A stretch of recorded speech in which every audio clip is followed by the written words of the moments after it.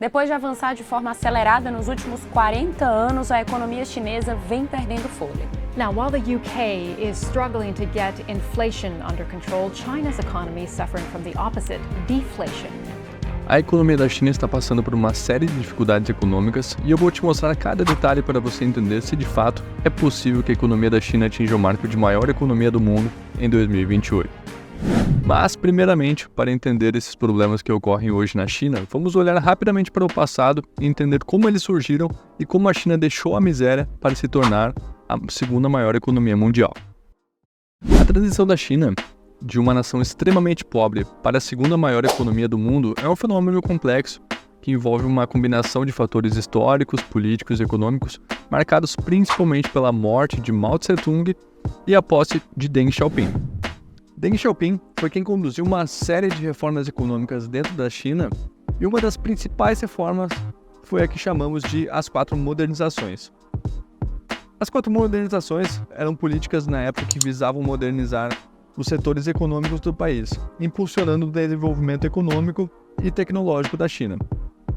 As áreas específicas de foco incluíam a modernização da agricultura, principalmente visando aumentar a produção de alimentos, o desenvolvimento da indústria para impulsionar a produção de bens manufaturados, a melhoria da ciência e tecnologia e também o desenvolvimento da infraestrutura para facilitar o crescimento econômico. As 4 modernizações foram introduzidas como parte da reforma liderada por Deng Xiaoping, que buscavam principalmente abrir a economia chinesa para o mercado global e promover um maior desenvolvimento econômico e social. Essas políticas tiveram impacto significativo no crescimento econômico da China nas décadas seguintes. Como uma das principais ideias era, de fato, trazer o investimento estrangeiro para dentro da China, uma das políticas adotadas foi então a criação das Zonas Econômicas Especiais, as famosas ZEEs, que são áreas dentro da China designadas para experimentar uma nova política econômica muito mais flexível e tornar essas zonas catalisadoras para o rápido desenvolvimento econômico. Com isso, empresas globais viram a China uma fonte de mão de obra barata e um vasto mercado consumidor. Sendo assim, foi em novembro de 1990 que a Bolsa de Valores de Xangai foi criada, permitindo a existência de empresas privadas e encorajando a competição no mercado. Isso resultou em um aumento na eficiência econômica e na inovação na época. Saindo um pouco do foco em políticas adotadas na época, foi nesse período onde a China cresceu e muito a sua população, consequentemente aumentando o consumo interno da China. Sendo esses os aspectos que deram início ao caminho que a China percorre até hoje, trazendo ela para o posto de segunda maior economia mundial, e já se fala sobre quando a economia chinesa ultrapassará a economia norte-americana e se tornará a maior economia do mundo.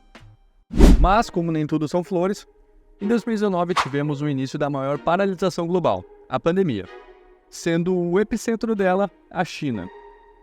Como você sabe, todas as economias pararam, tivemos uma crise na saúde pública global, um aumento na desigualdade social e imaginávamos que tudo isso seria resolvido quando a pandemia acabasse. Só que estávamos errados. Então, vamos aos problemas econômicos que permaneceram na China mesmo com o fim da pandemia de Covid-19. Sendo o primeiro a destacar um crescimento abaixo do esperado e ainda reduzindo. O que piorou as coisas foi a adesão de Pequim a uma política chamada Covid-0, com confinamentos rigorosos e regulamentação às empresas privadas. As consequências dessas políticas podem ser vistas principalmente na desaceleração deste ano. Os preços do consumidor têm se mantido fracos durante a maior parte de 2023 devido à fraca procura, persistindo o risco de uma espiral deflacionista. Podemos ver nesse gráfico que a inflação da China está negativa. Isso mostra uma redução clara do consumo interno na China. Com isso, o Banco Central necessita baixar os juros, o que pode ser visto que já está acontecendo por conta deste gráfico da taxa de juros de 5 anos da China. A questão é que estas reduções nas taxas de juros da China ainda não estão surtindo efeitos expressivos para de fato considerarmos que ela já está numa expansão econômica. Como podemos ver nesse gráfico que mostra a taxa de crescimento do PIB chinês desde 2012 e ainda com uma perspectiva do crescimento até 2028. Podemos ver que essa taxa ela só vem diminuindo ao longo do tempo. Claro, com uma certa defasagem nos anos de 2020, 2021 e 2022 por conta da pandemia, mas ao mesmo tempo a gente vê que essa taxa de crescimento, a expectativa é só de queda, o que mostra que de fato a expansão econômica que aconteceu anteriormente na economia chinesa provavelmente não venha acontecer de novo, segundo as expectativas. Outro problema que está afetando a economia chinesa é o aumento significativo no número de desempregados na faixa dos 16 aos 24 anos. Podemos ver que 1/5 da população da China está desempregada nessa faixa de idade. Isso virou um problema tão grande que até mesmo o governo chinês irá parar de divulgar os dados de desemprego juvenil. Já um dos problemas que eu diria que afetará mais o crescimento da China, principalmente para os próximos anos e décadas, é o problema que eles estão enfrentando com a demografia. No ano passado, a população da China caiu para 1,4 bilhões, marcando seu primeiro declínio desde 1961. Isso fará com que futuramente a China tenha uma mão de obra bastante reduzida em relação aos patamares de hoje, podendo corroer as poupanças, resultando num aumento de taxas de juros e na diminuição do investimento. Com o recolhimento da população na China, consequentemente teremos uma retração da demanda pelo setor imobiliário, pois haverá menos procura por habitação.